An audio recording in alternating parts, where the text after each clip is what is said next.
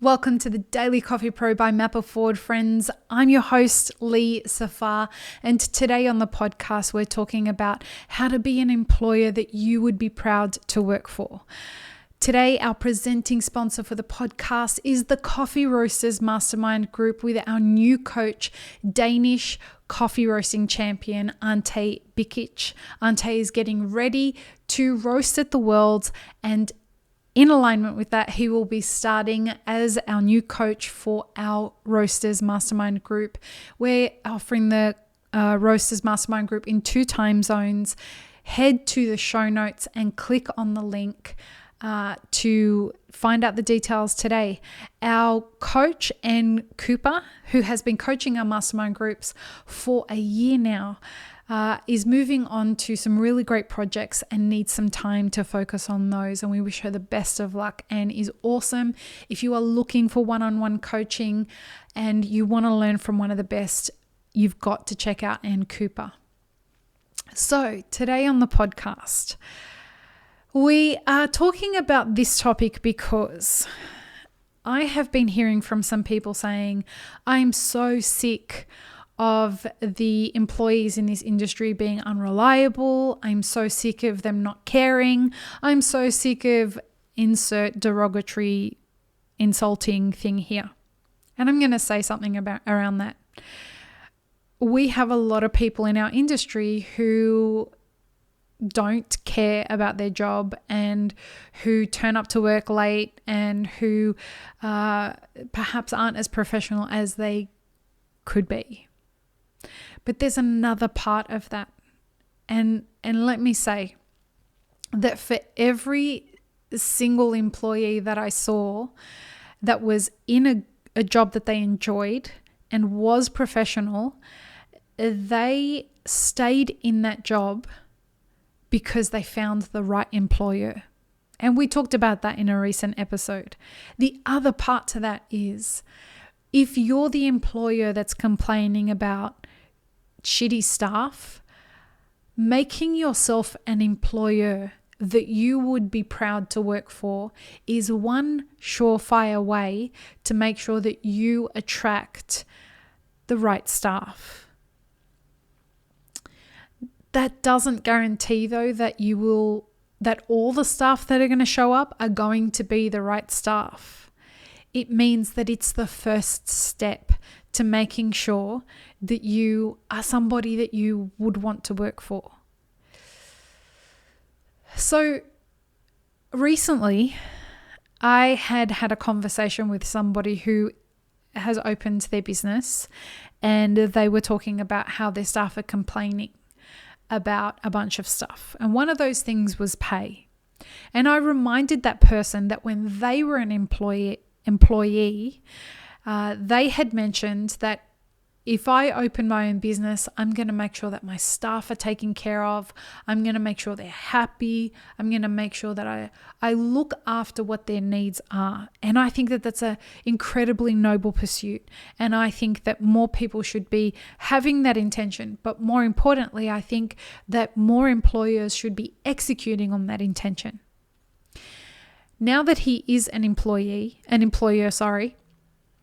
what he has come to realize is fulfilling those promises is a much deeper problem or a much greater challenge, I should say, than what he had initially anticipated. So to pay somebody $20 an hour American in the US is so astronomically difficult based on the business model that exists over there. And his idea was, I'm going to remove tipping, which I'm a big fan of. I'm not a fan of tipping because, and we could go into a whole discussion about this, but at the basis of it is your customers should not be compensating your employees' wages. You should be paying your staff. In my humble opinion, you should be paying your staff for their labor. And so his idea was he's going to remove tipping, he's going to up his prices, and he is going to pay his staff $20 US an hour. Now, of course, he had a lot of staff work for him. when he advertised that, it became a thing in his small business, and it unfortunately didn't work well. And the reason it didn't work well was because his staff just treated it like another job. They still turned up to work late. They still, were very blasé about a whole bunch of things. And quite honestly, I don't think that they saw how hard it was for him to try and make this happen. And so it became a revolving door. And what ended up happening is that the business ended up closing. The issue with that is he had the noblest of intentions, but didn't have the execution to make it happen. So how does this relate to be the employer that you would want to work for? Well, having ideas without a plan to execute, that a plan that runs the whole gauntlet. So having these ideas of, I want to pay my staff really well, but not having done your cost of goods analysis and your cost breakdown analysis to make sure that you can generate enough revenue to make that happen, and make sure that your staff are trained in understanding that this isn't a professional job, that this is what's required from them, this is where the boundaries around communication are, and the boundaries around what I expect from you are, and I need to hear what you need from me. All of those things are really important in being a great employer. If you aren't proud, if you wouldn't be proud of working for yourself, if you were an employee, that's a really, really great insight into why you may be having problems as a business. Now, if you pay minimum wage and you are wondering why your staff aren't staying with you, and you're using the excuse, but they get good tips, what you're saying is, my customers are more responsible for making sure that my staff get paid well than I am. That, I'm not sure that that's somebody that everybody would be proud to work for. Make yourself an employer that you would be proud to work for, and then you will understand how you could build a business where your actual employees will be proud to work for you. And it leans into that question of, what culture do I want to create in this business? So whether it be creating a sustainable business model, which is this example that I gave of the friend who was paying his staff $20 an hour and couldn't sustain the business. Or whether it's underpaying your customers and not being something that looks after, by something I mean a business, by not being a business or an employer that lets your staff know that you care and that you value their work.